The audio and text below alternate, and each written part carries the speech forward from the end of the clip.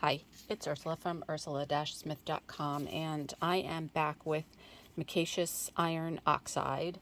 So I love this stuff, and it's got a little bit of shimmer to it, and it's kind of a dark graphite, dark charcoal gray color. For one of the projects I wanted to do, I actually wanted a little more brown. So I've been playing around with trying to color it, and I really kind of like the effects that it gives. So I'm going to show you two things that I do, and then you guys can take it from there. So I've got my gloves on finally. I'm just taking a blob of the paint out, and you can see it's got some shimmer to it, which I really like. And I just put a blob down on my craft mat, and hopefully this will end up being enough for two projects. So the first thing that we're going to do is we're just going to take a piece of cardstock and we're just going to cover it with this color. I am going to use, what am I going to use today? I'm going to start out with ground espresso, and this is the oxide spray because I really want some of that pigment in there to color. Ooh, and I just got some on my paper, but no matter. So I do 2 squirts of the ground espresso, and then I'm going to do a couple of squirts of vintage photo, again in oxide spray. And then sometimes if you have these, go ahead and try it just for a little bit of extra shimmer. I do 1 squirt of the mica spray. So in this case I'm using Decayed. You don't have to do that because I think the shimmer is enough as it is. And so then I just mix the colors into the paint, and this thins the paint, which is nice because then hopefully I will get 2 coatings out of this. So I love the Micaceous Iron Oxide to use an embossing folder over, and I've done this technique before with just the plain iron oxide. So you can see already it's going over the cardstock with much more of a browned color. So, and you want to kind of work quickly. So I'm just using my fingers to spread it. I find that's the easiest, and I get less streaky. You still get a little bit of streak, but once you emboss it, you're not gonna notice it.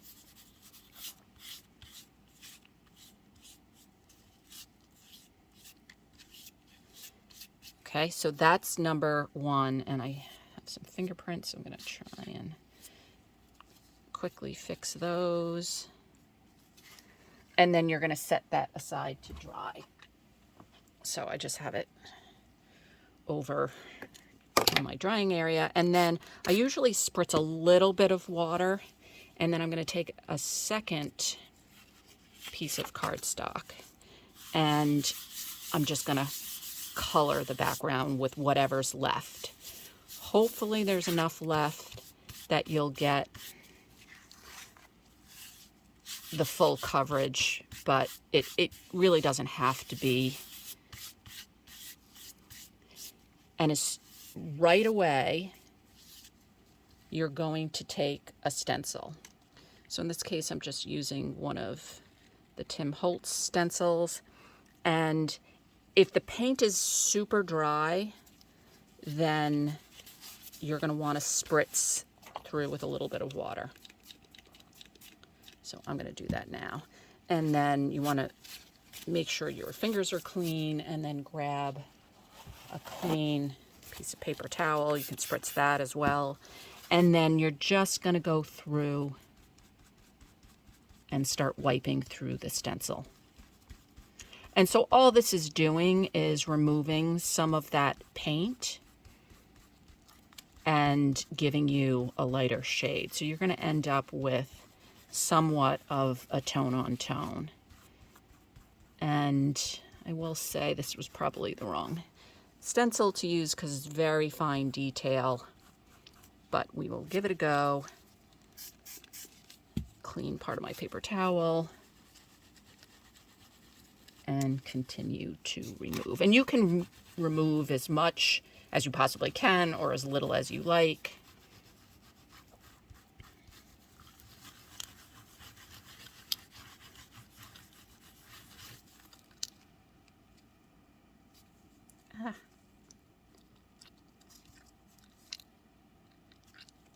I'm gonna try and get in a little bit more there. Oop. Let's see, I didn't tape it, so now I've moved it. And you could spritz if it's still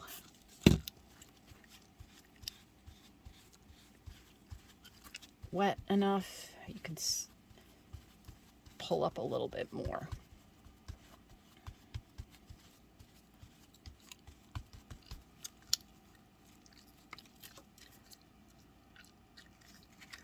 And then you can set it aside to dry.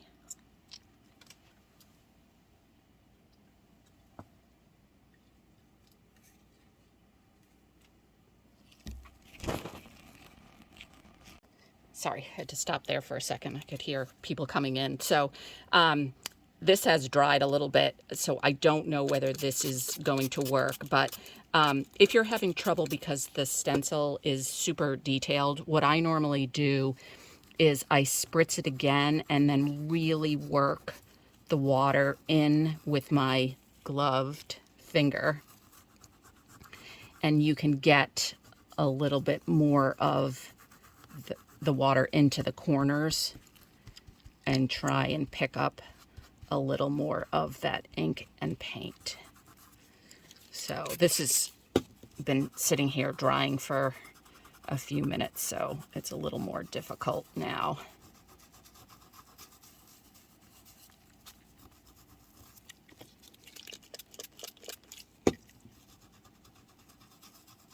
And then you could go back in also with your paper towel and try and pick up more.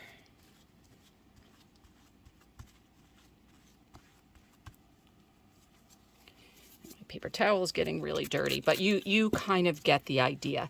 So it's a lot easier with bigger stencils, a little trickier with the fine detail, but you can eventually get, it looks like I missed the complete bottom of it, but you can eventually get, and you have to be careful that you don't peel your paper up. So you can eventually get, it's a softened look, but you get that kind of two-tone look. And then if you want, you could come back in, put your stencil back, and spray, oh, there it goes, and then spray over it with your spray stains, or you could come back in when it's dry with a brush. So let me see if I have any examples. So here's an example where I did the removal using the Flourish stencil. I came over on the other side, so the stencils only go, they don't go the whole width of the 4 inches of the card. So I kind of put it back down, tried to line up as best I could, and removed some on the other side.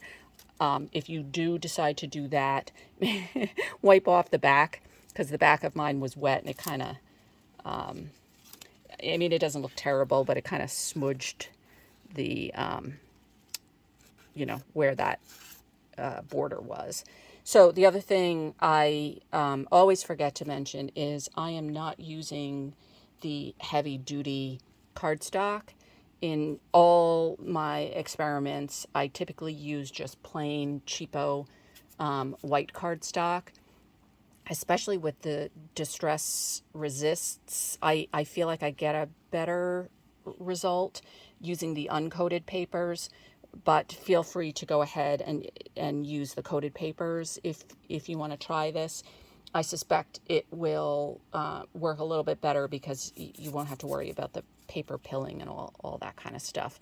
But again, you could use this as is. You could go back in and then fill in some of the colors. It's just kind of up to you. But my whole reason for playing around with this was to get that brown shimmer. And so mixing in the Distress Oxide with the Micaceous Iron Oxide definitely gave me more of a brown versus the typical graphite black. And then I'm still waiting for the plain one to dry, and then I'll go off and emboss it and bring that back when that is done. So I know I mentioned this, but I decided a lot of times I'll mention something and then don't show it. So I will go ahead and try this. So this is just Distress Oxide spray in Salvage Patina. I lined up my stencil back with the part that I had removed the paint, and I will just go through and spritz. And I don't have this tape down, so it'll probably be a little foggy, but I'm kind of okay with that look. So this will dry down a little bit. Everything's still wet here, so I am going to go off and let that dry, and when everything is dry, I will be back.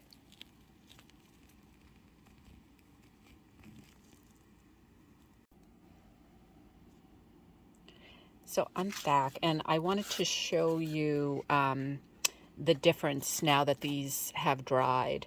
So this is the way Micaceous Iron Oxide looks unedited, so it's definitely more of a charcoal color.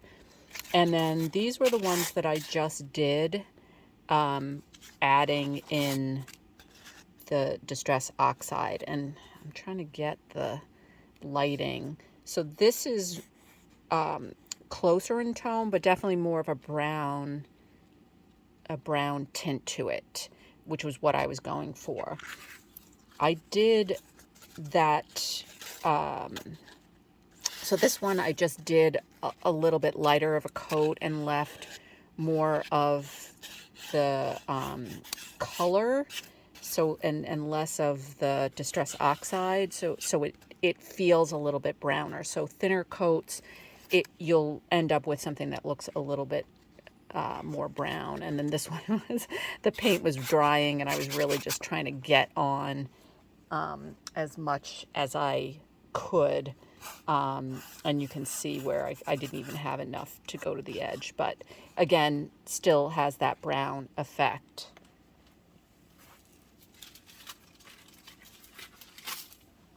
And then here's just one more. Still, it's really hard to see. This one has less brown in it. So I kind of went back and forth with how much of the oxide to add, but more oxide definitely gets the browner. And then I wanted to show you, so these were the second, whatever I had left over, painted on, and then using a stencil to go through it. So this one has dried. That's the one that I did on camera. And then this one I did with, I don't know if I still have, oh yeah, I do. This was just, it was a very fine detailed spider web. But again, removing the paint really kind of gave it sort of a spooky look to it. So by the time this video is out, it's probably past Halloween, but something to think about for next Halloween. And then this was another one that I did with the scroll, Tim Holtz scroll stencil. And I do not know where that has gone, but same type of thing. And then if I wanted to, I could put the stencil back and then color in using a blending, one of the foam tools or a brush or, something like that. And then when I was doing this one on camera, I forgot to take an extra piece of paper and pull the ink off the stencil like I normally do. So this one was just one of my stencils that I had done the same thing. So this was, I don't know if it was the same one, but it's the same idea. And then when the stencil was wet with the oxide, I pulled it off and then did this Distress Oxide Resist. So this is salvage patina in oxide pulled off of a stencil, and then I just sprayed over it in walnut stain. So that's kind of a cool combination if you're trying to keep track of the different combinations of oxide and spray stain that end up working. Usually the darker stains with the colors of the oxide work better. The lighter oxides with lighter spray stains have less of a contrast. So anyway, I will go off and emboss these with an embossing folder and be right back. So I'm back, and I ran the one where I was running out of the paint and the fully coated one through the embossing embossing folder, the Acorns one from Tim Holtz 2022. And I feel like, again, the lighting is really bad, but you definitely see more of the brown when it's embossed, even with the fully coated one versus the black as it is straight out of the jar. And then, of course, you could, and I would, doctor this up. I would probably use some sort of pigment ink, either the Distress Oxide ink pads, or I'm thinking even the crayons might, I'm not sure how. So I don't have all of the crayons. Here's the peeled paint. I don't know if that's going to be, I'm going to do it on this one. I don't know if that's going to be too dark to show up. Yeah, it looks like it might be. Yeah, I was thinking if I had the old olive. I don't think I do. Nope. So the citron. I really love the old olive color.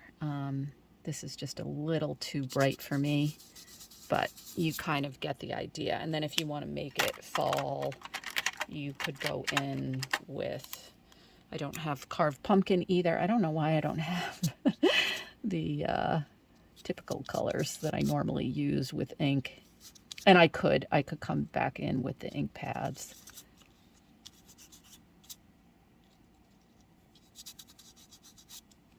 And I could add water to that too.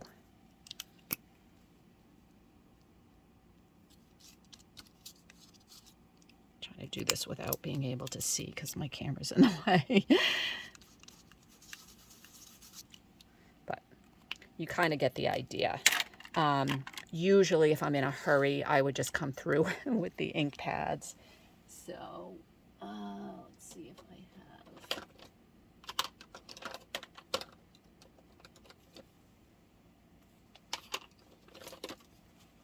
So like crushed olive, Distress Oxide could come through and just color the leaves.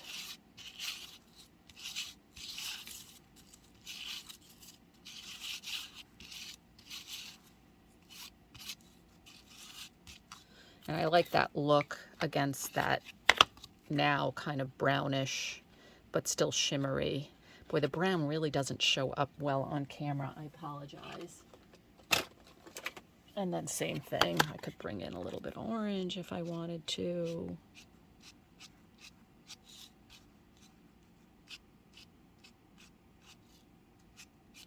And make it more fallish. Oops. That's the one problem with the ink pads is you can sometimes get those edges.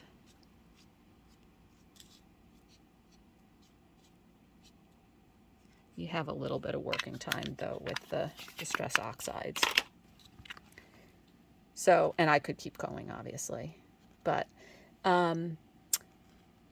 just kind of something different, right? So if you have the Micaceous Iron Oxide laying around and you wanted more of a brown than a black, then adding Distress Oxide inks into the paint before you paint with it definitely seems to work for more of that brownish color. And then with the leftover, you could do this technique where you paint whatever's left over onto a piece of paper and then remove it through a stencil. And then again, I could doctor this up with more ink. So it's a twofer. And I don't know, I feel like that was pretty quick. So it's probably still even less than 5 minutes. So it's a twofer and a take 5. Thanks for joining me today. See you next time. So just one more thing. The other, of course, thing you could do, which is more of a two-step waiting for things to dry. So part of the reason why I mixed the Distress Oxide in with the Micaceous Iron Oxide and then coated the paper was I didn't want to wait for the paint to dry and then spray it again with Distress Oxide, but you could. So in this case, where is my plane? Okay, now I've got them all mixed up. Oh, this one. Yeah, this one is the plain Micaceous. So I painted with Micaceous Iron Oxide, and in this one, I actually didn't wait for the paint to dry. I just went over the top. First, I used just plain Distress Spray Stain in walnut stain. And then I went back over it with frayed burlap in the Distress Oxide. Frayed burlap. And just kind of spritzed it. So the thing with frayed burlap and Distress Oxide is it oxidizes that funky blue color. So it definitely gave a brownish tint to the background, and then I got all these cool blue spots. So you could play around with just spraying the Distress Oxide over the top rather than mixing it in. I just kind of wanted to try doing the mixing, and then when I was playing around with it, I discovered that the idea of pulling the color off of through a stencil, and I liked the look of that too. So I'm trying to search for there it is. And then, either leave it the brown or add the color back in. So I kind of liked the look of the thinner mix of the Distress Oxide because you get more of the brown color where it's thinner. So anyway, you could do it either way is my point here, my long-winded point. So thanks again for joining me. And then this one, I kind of went back in with a few more inks. But that's the nice thing about the Micaceous Iron Oxide is the oxide inks show up so nicely on top of that paint. I've been playing around with trying to use embossing glazes with the crayons over, and of course the oxide ink won't stay on top of embossing powder. And I have trouble with the crayons as well, so I kind of always go back to this paint idea just because I can get that super vibrant color from the Distress Oxide inks and not have to worry about it floating off onto my fingers once it's dried for a few minutes. So anyway, thanks again for joining me. See you next time. Okay, one more thing. So I did this last one. This was the one with the fully coated, browned out Micaceous Iron Oxide, and I just came in this time with bundled sage, salvage patina, and just a hint of mermaid lagoon Distress Oxide pads, just kind of swiping over. And then I really like the color combination of those teals and blue greens with the luster wax in the copper color. And so you can just kind of see the hint of copper. And it doesn't have to be the luster wax. If you've got pearl crayons or the wax from Tim Holtz, any of that kind of stuff will work. But in any event, I like that color combination as well as the fall look. So once again, thanks for joining me. See you next time.